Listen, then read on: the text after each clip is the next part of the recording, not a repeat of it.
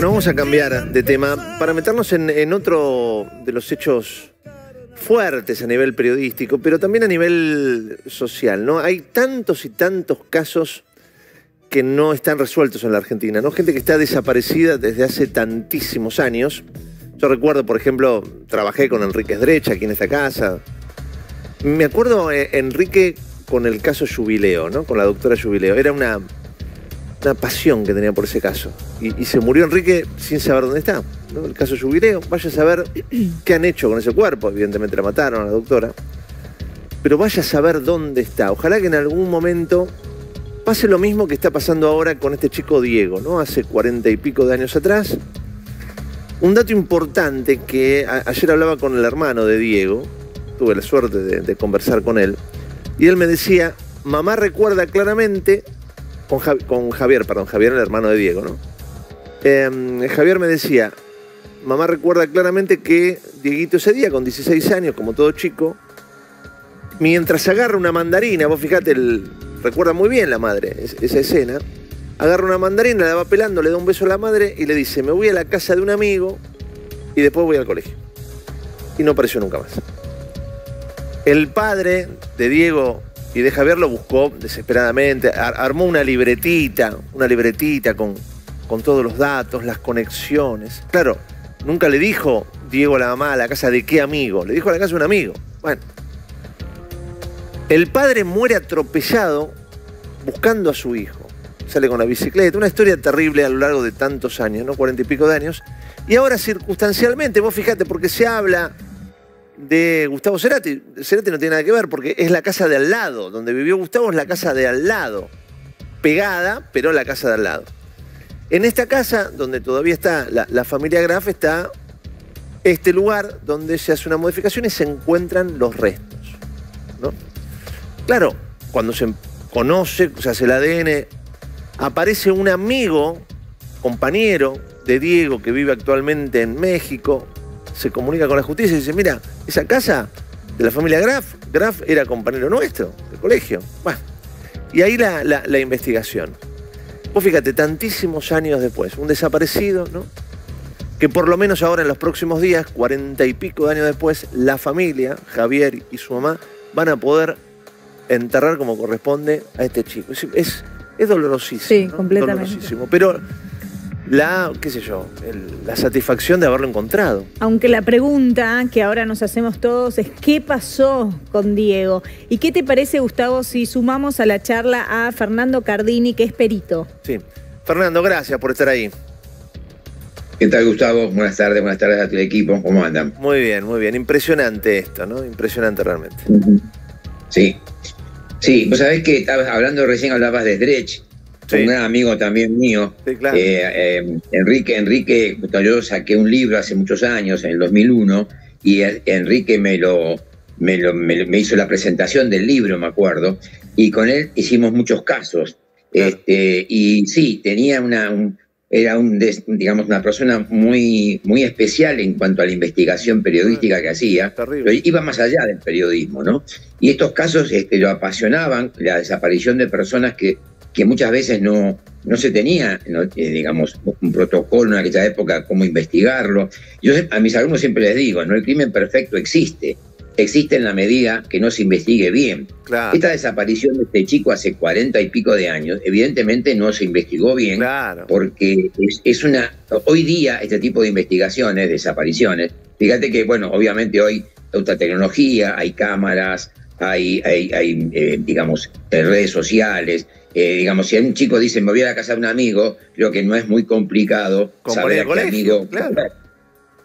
Porque tenés una huella digital en los teléfonos, tenés un rastreo inclusive satelital, tenés muchas cosas para poder hacer, para saber una persona que desaparece. En aquel entonces, evidentemente, la desaparición no se investigó adecuadamente y el padre, que fue el que hizo realmente un seguimiento día tras día, hasta que lamentablemente años después, creo que el 84, el 91 fue la investigación que hizo el papá, todos los días buscaba en la parada del colectivo, del 114, hacía ciertos caminos que el hijo hacía, preguntaba, inclusive en el club donde el chico jugaba. O sea que realmente él solo hizo la investigación y lamentablemente no pudo llegar a saber qué pasó con su hijo. Pero se manejó como un secuestro. O sea, vos pensás que en aquella época se pensaba una desaparición, accidente, secuestro, pero nadie pensó en un asesinato. Por lo tanto, la causa nunca fue un asesinato, la causa fue desaparición de personas.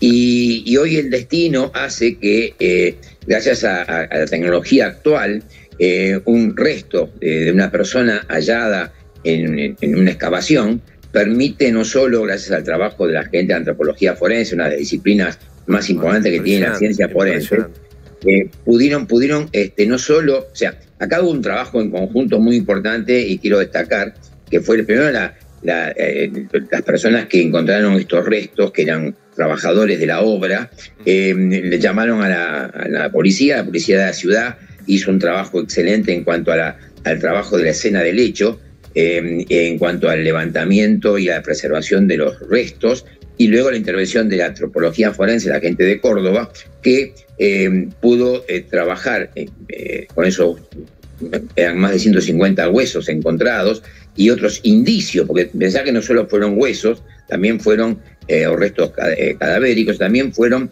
elementos indiciarios, como fue el reloj, la media, la corbata. Sí. O sea, bueno, todo eso permitió una reconstrucción luego de analizar cada uno de esos elementos. Inclusive la gente de antropología primero, bueno, trató de ver si era hombre o mujer los restos que encontraron, de qué data, o sea, de qué antigüedad tenían. Inclusive se pudo saber la edad de la persona, el sexo, y con eso se fue armando. Cuando después los otros indicios reconstruyeron la data, que era alrededor del 82-84 por el reloj, ese reloj Casio calculadora, sí, que era algo que se usaba en aquella época, los alumnos casi todos tenían ese tipo de reloj. Bueno, se pudo reconstruir bastante y bueno, la historia terminó. Ahora, Fer, datos técnicos periciales, ¿no? Aparentemente ahora, primero habrá que ver la justicia que dice en cuanto a la cantidad de años que han transcurrido, porque algunos señalan, por más que el asesino diga fui yo, lo maté, que yo y ya prescribió, no iría. Dicen, sí. Pero hay toda una discusión de fondo, pero ese es un tema, es un tema. Ahora que apareció el cuerpo hay una discusión de fondo. Pero voy a datos periciales. Dice este hombre, no, quizás en algún momento hicimos una modificación en el fondo, tuvimos que pedir tierra, y entonces en esa bolsa de tierra vino el cuerpo. Eso es una estupidez, ¿está claro? ¿O no? Sí, pero obviamente cada uno de esos elementos que él va a declarar habrá que analizarlo, estudiarlo. Fíjate, si él dijo trajeron tierra, la tierra que trajeron obviamente va a ser de una fecha determinada, pero aparte no va a venir con una media, va a venir con una corbata, claro, la tierra va a venir un reloj. Y además justo son los restos de un compañero tuyo. Sí. Qué casualidad, ¿no? Sí, mucha casualidad. La otra es que él hablaba de una iglesia, o una capilla que estuvo allí y donde se enterraban en el siglo XIX, se enterraban los cuerpos en la capilla. Pero estos restos no son de hace 100 años, son de hace prácticamente 40 años. Así que con el ADN, eso, claro. Todo eso se va a ir armando. Y después, el otro tema es cuando la excavación se realiza, es lo que se desmorona, es parte de la medianera del lado del vecino, donde se pudo determinar, la gente de científica determinó perfectamente el tipo de fosa que había sido cavada, el tamaño, la profundidad, lo cual hace que evidentemente eso fue realizado por los dueños de casa, o sea, claro, eso fue hecho por la gente que vivía en ese lugar hace 41 años. Y vivían los que están ahora, o sea, no se mudó nadie, y no fue anterior ni posterior. O sea que evidentemente hay una serie de indicios. Acá yo siempre hablo con mis alumnos, hablamos, ¿cuál es el método inductivo de esto? El razonamiento más estadístico y lógico es que evidentemente ese joven, por los tiempos transcurridos, él salió de esa esquina última donde lo vieron y caminó 4 cuadras hasta la casa de su amigo. Evidentemente su amigo era esta persona, Christian Graf, que era compañero de él del colegio. Es mucha casualidad de que un compañero no sea amigo, es muy difícil. O sea, si fue hasta ahí es por algo.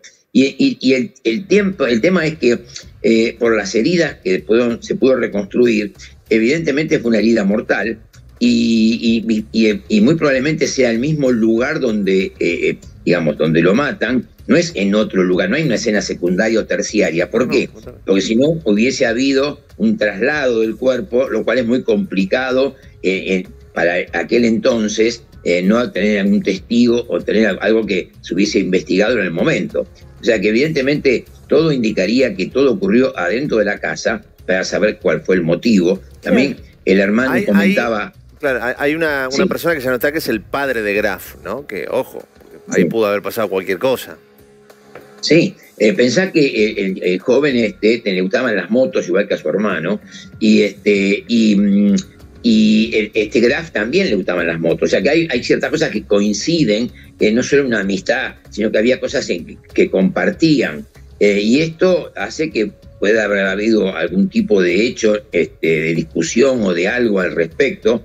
Algo ha pasado, pero lo más nadie va a enterrar en su domicilio un cadáver que, digamos, ajeno a su delito. O sea, te compromete demasiado. Entonces, lo más probable es que no supieron o no pensaron que iba a ser mucho más lógico enterrarlo en su vivienda, que esa vivienda perteneció a ellos y siguió perteneciendo hasta ahora. Lo que no pensaron es que la excavación de al lado iba a desmoronar su propio terreno. Claro. Entonces, acá el crimen perfecto terminó siendo esto que hoy ya no es perfecto, debido a que aparecen estos restos, aparecen en el lugar donde todo indicaría que fue ultimado este chico, y ahora habrá que seguir armando este rompecabezas con más datos, interrogatorios, obviamente, a estas personas. Y vos decías bien, o sea, el Código Penal, lamentablemente, tiene algunas cosas que su interpretación diría que algo caduca entre 12 y 15 años, depende del tipo de homicidio. Pero yo pienso, no sé, habría que analizarlo un poco más profundamente, no estamos cerrando un caso, digamos, caducó el caso de desaparición, pero no caduca un caso nuevo, que es hallazgo de restos de un homicidio. Esto para mí es abrir una causa nueva. Claro. Y independientemente que se llegue a dilucidar, podemos tener dos cosas: o que el Código Penal permita seguir un procedimiento un proceso de acusatorio adversarial que lleve al homicidio a estas personas que posiblemente lo hayan cometido, o si no, simplemente es lo que llamamos digamos, un resultado de la verdad, pero que siempre también queda en revisionismo histórico. Se ha hecho muchas veces esto, y queda como un resultado que da tranquilidad a familiares, al mundo en general. Hacer justicia, siempre hacer justicia es bueno para el sistema. Sí, completamente, Fernando, completamente. Fernando, gracias, gracias por todo. Un abrazo enorme. Bueno, muy bien.